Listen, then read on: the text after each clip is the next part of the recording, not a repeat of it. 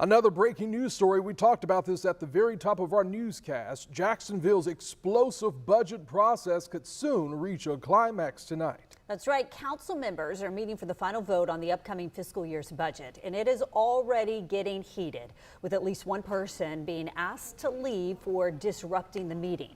Now, at stake, a 1/8 reduction to the city's millage rate, and the budget bill itself if it can't get enough votes. Our Riley Phillips is live tonight outside City Hall. Riley, I know you've been inside council chambers for the past 2 hours. Are we close to a vote at this point? No, they have not gotten to the budget bill itself yet. Council members wanted to get through all the items on the agenda that did not require public hearing. They were able to get through those items pretty quickly, and then they moved on to the public comment section of the agenda, and that's when tensions really started to rise. You're taking a look at LaShonda Holloway being escorted out of council chambers. Holloway ran for Congress against John Rutherford last election. You may remember, for District 4. She told me she was asked to leave the meeting for clapping, but she maintained she was not clapping. She was just in a section of people who were clapping, so she feels singled out. Council President Kevin Carrico had to remind people multiple times throughout the meeting to stop clapping. He also had the Sergeant at Arms moving officers around the room. Now, Carrico had a similar warning for council members today. If anyone walks out during the meeting, they could be arrested. Carrico called a procedural meeting at noon today to go over the rules of decorum.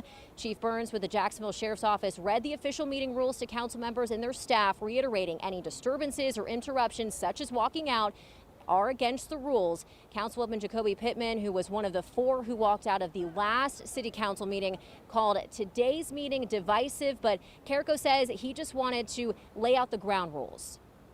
I just want to make sure going forward that this is not a problem that you feel like some of us on the dais that we're problems and this is a bully tactic.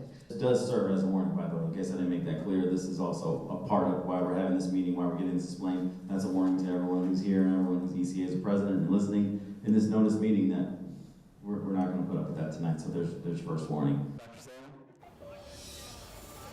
Now, public comment just wrapped up, so City Council will be taking a short recess. They'll be back at 5:31, and they will begin discussing the budget then. The question still remains on whether the budget bill will be able to get enough votes. Of course, the sticking points remain the millage rate reduction and Councilman Rory Diamond's controversial budget amendments. Carrico has said that they are going to try to pass the budget once. If they come to a gridlock, he's going to take a pause on that, look at all the rest of the items on the agenda, and then come back to the budget bill. So we're in for could be a long night here at City Hall. Live downtown Jacksonville, Riley Phillips, First Coast News on your side.